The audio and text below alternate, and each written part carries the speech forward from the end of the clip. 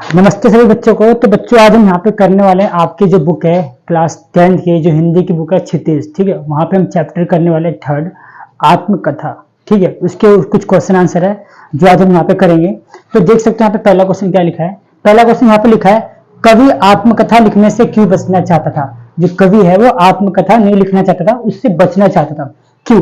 तो यहाँ पे क्या लिखा है कि कवि आत्मकथा लिखने से इसलिए बचना चाहता है क्योंकि आत्मकथा लिखने के लिए अपने मन की दुर्बलताओं कमियों का उल्लेख करना पड़ता है। दूसरा पॉइंट है, अपने सरलता के कारण उसने कई बार धोखा भी खाया है। वह अपने व्यक्तिगत जीवन को उपहास का कारण नहीं बनाना चाहता, ठीक है।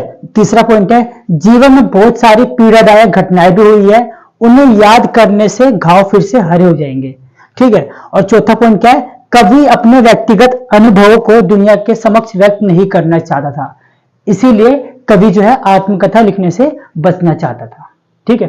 देखो यहाँ पे अगला क्वेश्चन क्या है। यहाँ पे लिखा है, आत्मकथा सुनाने के संदर्भ में अभी समय भी नहीं है, कवि ऐसा क्यों कहता है। तो दूसरा आंसर यहाँ लिखा है, कवि को लगता है कि आत्मकथा लिखने का अभी उचित समय नहीं हुआ क्योंकि कवि का जीवन दुख और अभाव से भरा रहा है। मुश्किल से कवि को अपनी पुरानी वेदना से मुक्ति मिली है।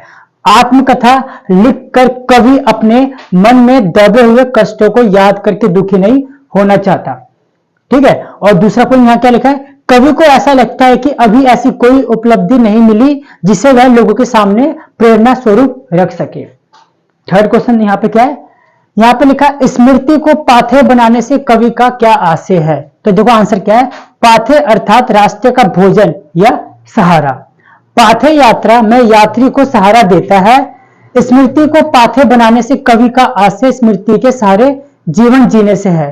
कवि की प्रेयसी उससे दूर हो गई है, कवि के मन मस्तिष्क पर केवल उसकी स्मृति ही है। इन्हीं स्मृतियों को कवि अपने जीने का सहारा बनाना चाहता है। अगला जो क्वेश्चन है यहाँ पे हमें करना है भाव स्पष्ट करना है, यानी जो हम यहाँ पे जो भी दिया होगा उसको हमें पढ़ के इसको स्पष्ट करना है। तो यहाँ क्या लिखा है, मिला कहाँ वह सुख जिसका मैं स्वप्न देखकर जाग गया, आलिंगन में आते आते मुस्कुराकर जो भाग गया, ठीक है। इसको एक्सप्लेन करना है। तो यहाँ क्या होगा, कवि कहना चाहता है कि जिस प्रेम के कवि सपने देख रहे थे वो उन्हें कभी प्राप्त नहीं हुआ। कवि ने जिस सुख की कल्पना की थी वह उसे कभी प्राप्त नहीं हुआ और उसका जीवन हमेशा उस सुख से वंचित ही रहा है।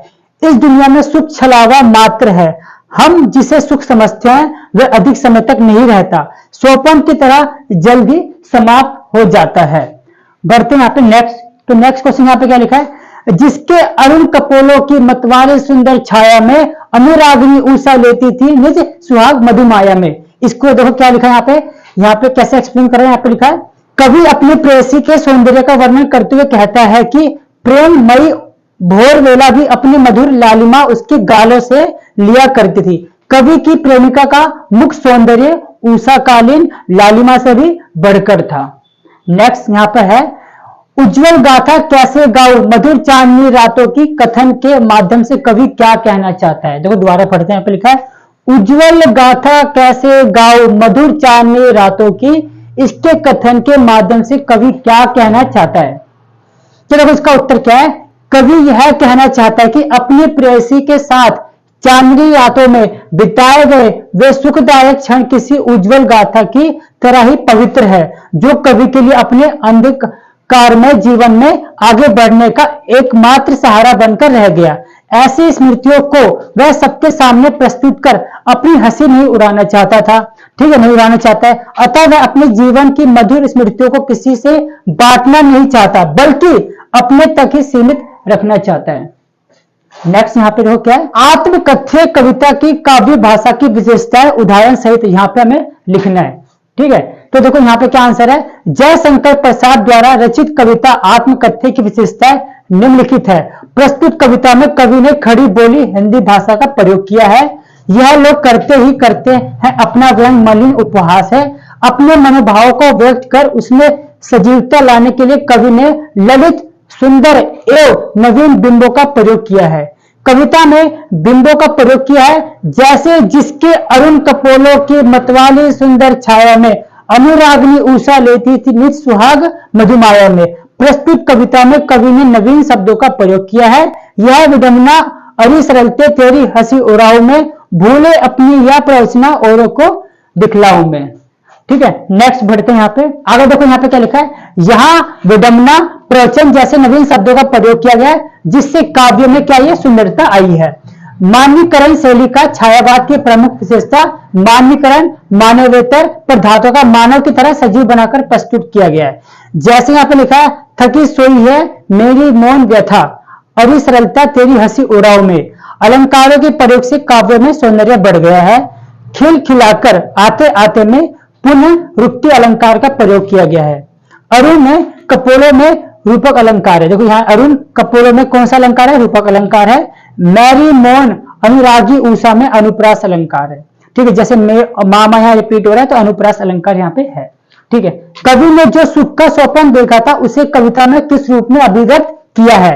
कवि ने जो सुख का स्वप्न देखा था उसे वह अपने प्रेयसी नायिका के माध्यम से व्यक्त किया गया है। कवि कहता है कि नायिका स्वप्न में उसके पास आते जाते मुस्कुराकर भाग गई। कवि कहना चाहता है कि जिस प्रेम के कवि सपने देख रहे थे वह उन्हें कभी प्राप्त नहीं हुआ। कवि ने जिस सुख की कल्पना की थी वह उसे कभी प्राप्त ना हुआ और उसका जीवन हमेशा उस सुख से वंचित ही रहा है।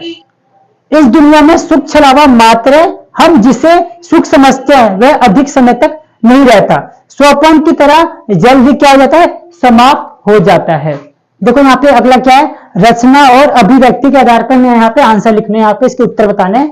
इस कविता के माध्यम से प्रसाद जी के व्यक्तित्व की जो झलक मिलती है उसे अपने शब्दों में लिखिए। यानी कविता के माध्यम से जो भी हमें समझ में आता है किसके, प्रसाद जी के व्यक्तित्व के बारे में, उसमें हमें लिखना है। तो क्या समझ में आता है, इस कविता को पढ़कर प्रसाद जी के व्यक्तित्व की विशेषता हमारे सामने आती है। सरल और भोले प्रसाद जी एक सीधे साधे व्यक्तित्व के इंसान थे। उनके जीवन में दिखावा नहीं था। उनके मित्रों ने उनके साथ छल किया, फिर भी वे भोलेपन में जीते रहे।